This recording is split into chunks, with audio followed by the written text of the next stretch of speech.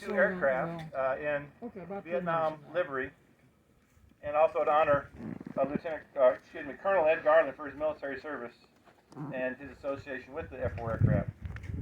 It's only through the good graces of Marilyn and Ed that we were able to get this aircraft painted in such a nice way. Say a few words about Ed. Ed entered the Air Force through the Air Force ROTC, Tulane University, getting a degree in electrical engineering and graduating in 1964. He entered pilot training at the Laredo Air Force Base, Class 66-A, and he was first in his class of all of the different classes in the training command. He chose to fly F-4s, and he chose his assignment in Vietnam after pilot training. He attended F-4 training at Davis-Monthan Air Force Base, and then at MacDill Air Force Base, finishing in June 1965. Lieutenant Garland was assigned to Ubon, Thailand in the 8th Tactical Fighter Wing under the command of Air Force Lieutenant Colonel Robin Olds in June of 1965.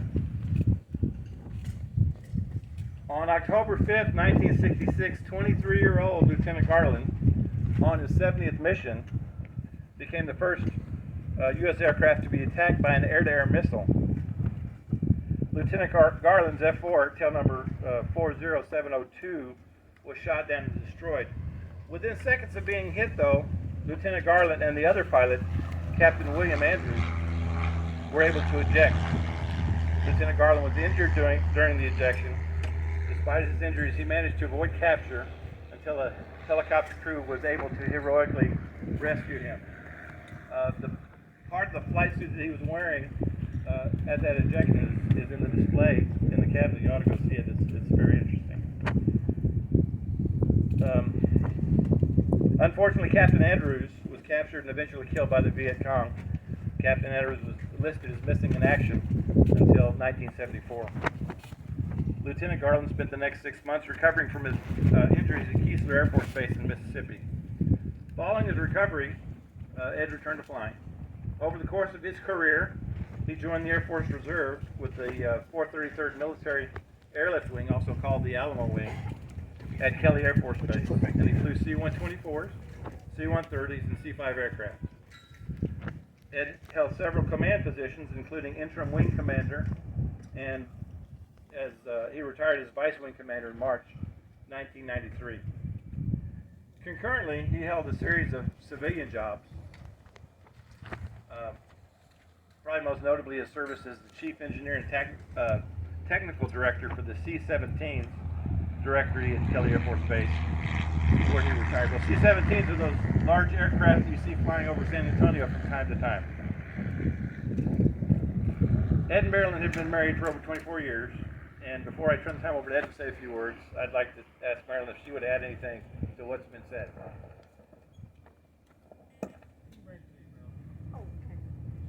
You may want to look at me.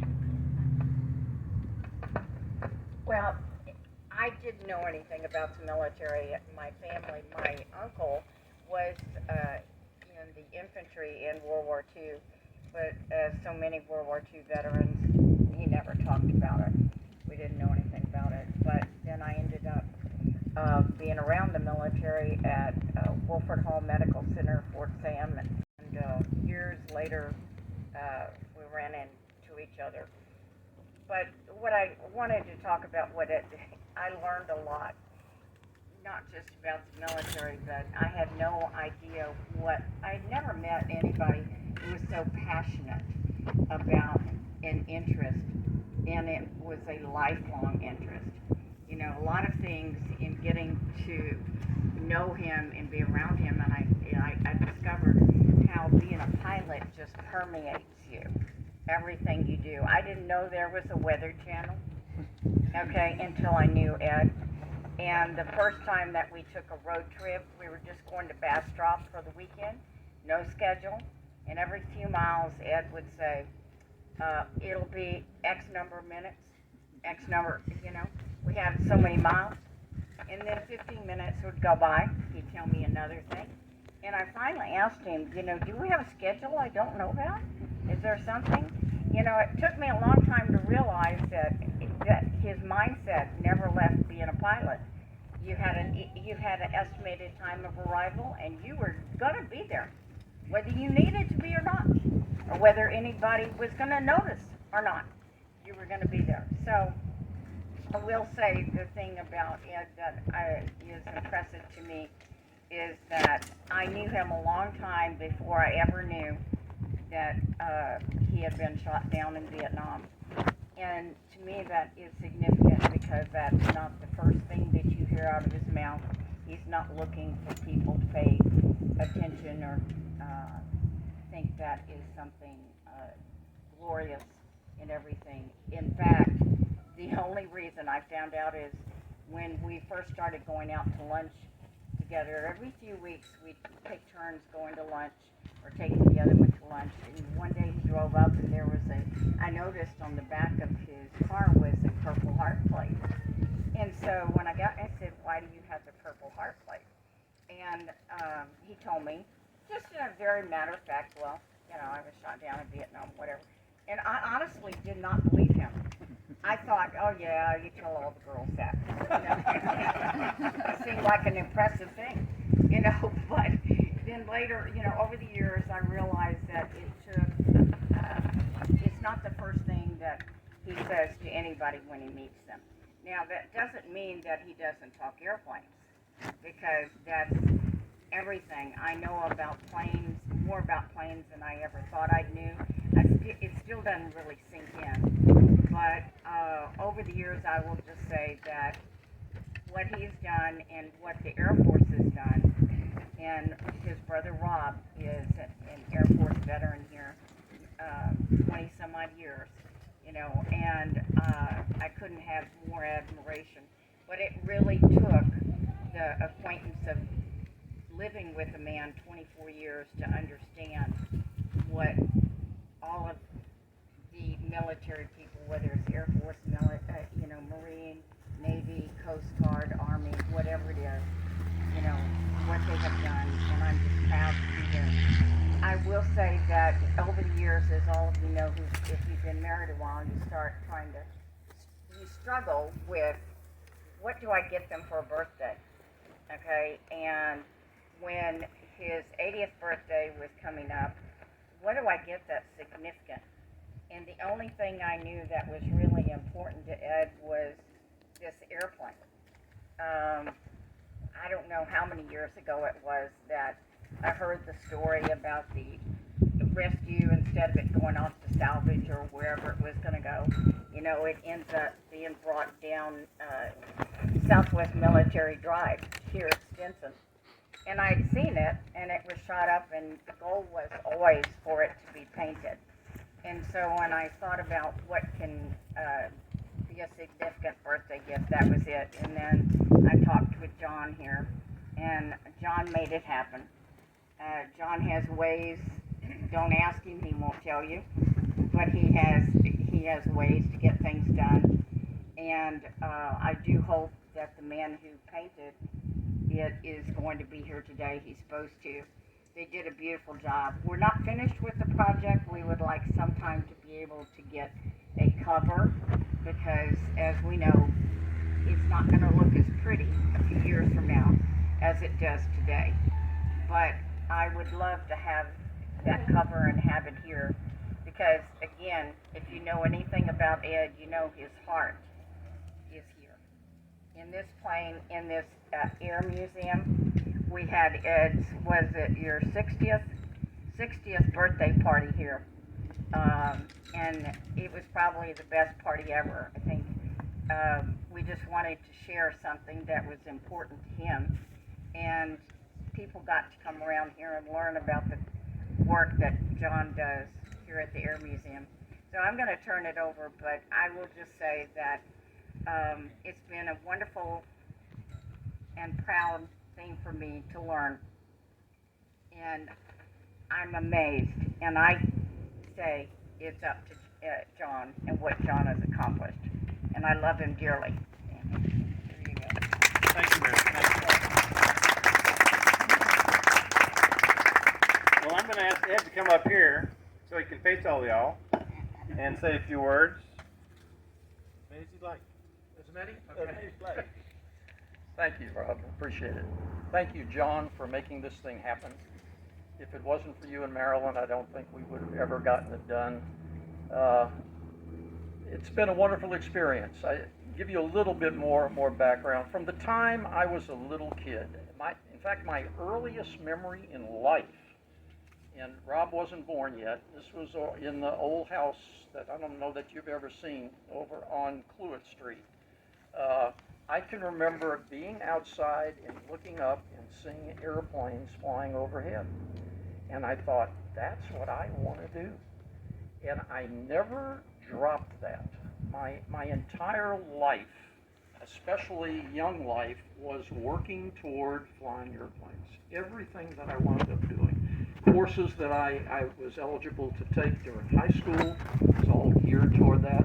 I loved taking things apart and working on things, so I thought, what better way than to be able to work on airplanes and to fly them. When I was eligible to get into ROTC during college, I did that. I joined Civil Air Patrol. And for those of you all who don't know about Civil Air Patrol, it's a wonderful organization. Not only do we do search and rescue efforts, but we also do a wonderful education program for young kids 12 to 21. So if you have somebody who's interested in aviation, it's a wonderful program to try, and we meet right over there on the other side of Stinson Field. I was in CAP for 3 years and ROTC, and just loved the opportunity to periodically fly, and it was great. I put in for Air Force pilot training. I was accepted for that, and that was almost the crowning blow. I can still remember being, if you can remember back, if you're that old, Trans-Texas Airways, and flying into our pilot training base, thinking, wow, I finally am going to get to do what I really want to do. And it's just been a wonderful experience. I fortunately finished high enough in my class. I wound up finishing first, that I got to select the airplane, and I caught a lot of grief. We had a lot of F-100s and a lot of F-105s, and all I wanted was the F-4 because it was the biggest and best thing out there fighter-wise. And I caught grief because I was going to have to start out flying backseat.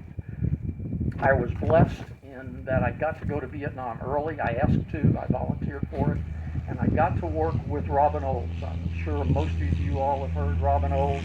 I was one of his 3 briefing officers and got to work very, very closely with him. I was only there for the last couple of months he was there, but he was a wonderful person, and he told the guys we flew with that if you're a backseater, if you think he's good enough to fly front seat, let him go. My first mission in the front seat of the F-4 was an actual combat mission, dropping bombs.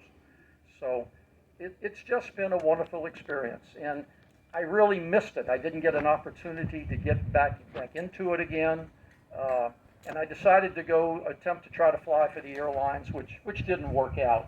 But I got off active duty and joined the 433rd Airlift Wing and spent 24 years over there. So in my time in the Air Force, I got to fly one of the smallest things. I got to fly the C-5, one of the biggest things. At the time, the biggest and fastest fighter that we had, F-4s. It's just been a wonderful career. And I give thanks to the good Lord for getting me back alive. If it hadn't been for him, because it was truly a miracle rescue. It was the biggest rescue of its time. In Vietnam, it really just started in the fall of '66. I was down in a very bad area. We were 85 miles northwest of Hanoi, and you just didn't get picked up then. 2 helicopters came in. The first helicopter got shot up pretty bad and couldn't get me out. And the second helicopter was also shot up. They were able to make one final pass. There were a total of 6 passes, and make one final pass. They came down through the clouds. For those of you all who fly in mountainous terrain with cloud cover, they just guessed where they were and came down through the clouds and finally wound up getting me out. If it wasn't for those guys, I really wouldn't probably be here today. So I owe a lot of people a great debt. And John, thank you for the opportunity for making this thing happen. To my wife, thank you for making it happen, and I will always be grateful for it. Thank you all very much.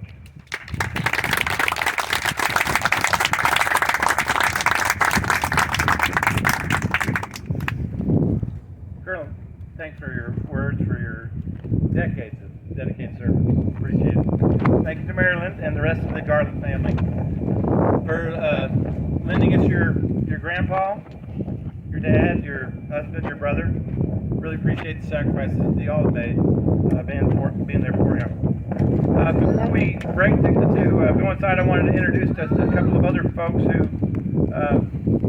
who are significant with regard to the F-4. We have Lieutenant Colonel Brian Wells. Can you wave your hand up there, Colonel Wells? United States Air Force, F-4 fighter pilot. And he's the chief flight instructor at the Sky Safety Aviation over on the other side of the runway. Is Tom Shaw here? Colonel Shaw, United States Marine Corps, F-4 fighter pilot. Tom just released a book about the F-4 entitled Paladin. A lot of interesting material in there. I picked it up a couple times. And is Guillermo here? No, he didn't make it. Unfortunately. We really want to thank Guillermo de la Cruz and the DLC painting crew for all the work that they did on this. They really did good research with the help of Lewis to make sure that we got the paint scheme right, so that when old pilots came in, they saw the aircraft, they would recognize it immediately, and we thank him for his support. We do have one memorabilia for the Garland family. We have some baseball caps. I'll give you the first one. It's got the tail number on it. Oh my gosh. Oh my gosh. Look at that. For the brother.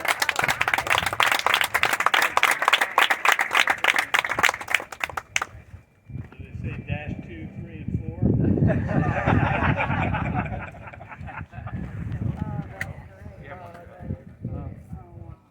And then we'll go this way. Thank y'all so much. You know, and I don't know if y'all appreciate just how significant your grandpa or dad is, and the contribution that he made to the nation for the service. He's not alone. I mean, there are a lot of guys who perform gallant service, but still, to have one of them here with us, to be able to recognize them in association with the unveiling of our aircraft is very, very special to us. So really that's it. We wanted to keep it short and sweet. We do have some refreshments inside the hangar. If you go in across to the other side of the hangar and back to the left, we have some punch and cookie there for everybody. Thank you for coming. Thank you for your support of the Texas Air Museum here at Stinson Field. And that concludes our program. Thank y'all very